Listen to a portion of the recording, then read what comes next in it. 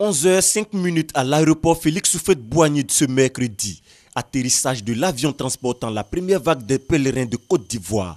Des hommes et femmes heureux de retrouver le pays après plusieurs jours passés en Terre Sainte pour accomplir le Hajj, 5e pilier de l'islam. Je suis en train d'appeler mon épouse et toute ma famille pour leur dire que je suis arrivé, que je suis heureux d'atterrir sûrement au pays. Vraiment, ça a été notre premier Hajj. On remercie Allah subhanahu wa ta'ala. Vraiment, ça s'est bien passé. C'est le plus grand rassemblement mondial. Quand on est arrivé en bonne santé dans le pays, on remercie le bon Dieu et surtout nos autorités qui ont fourni beaucoup d'efforts pour qu'on soit bien logé, bien nourri. La joie du retour au bercail, mais la bousculade de Mina reste la note triste du séjour. Aboulaye Sylla est l'une des victimes rescapées.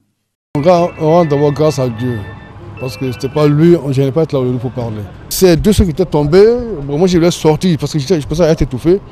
Et ils m'ont dit, ça dit aide-moi.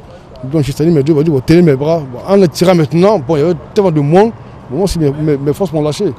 Et j'ai mon genou qui a pris un coup. Mais les deux dames sont décédées. Venus les accueillir, les autorités ivoiriennes ont tenu à rassurer les pèlerins et leurs familles des dispositions prises pour les victimes.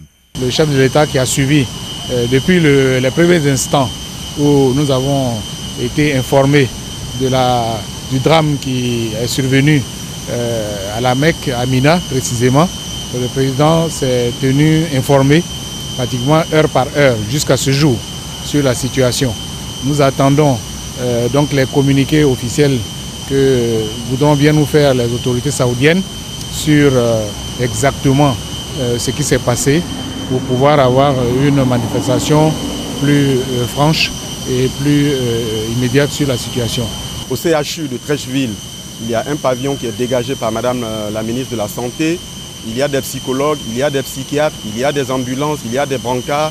Tout ce qu'il faut, en tout cas, pour bien accueillir, s'occuper de nos parents qui arrivent en état de choc. Surtout appeler les parents au calme et que le gouvernement a pris toutes les dispositions, que les personnes, une fois arrivées à l'aérogare, soient donc prises en charge. Ce sont plus de 4000 pèlerins qui ont effectué le Hajj 2015. 447 sont déjà de retour. Selon la Direction générale des cultes, d'autres vols suivront jusqu'au 7 octobre 2015.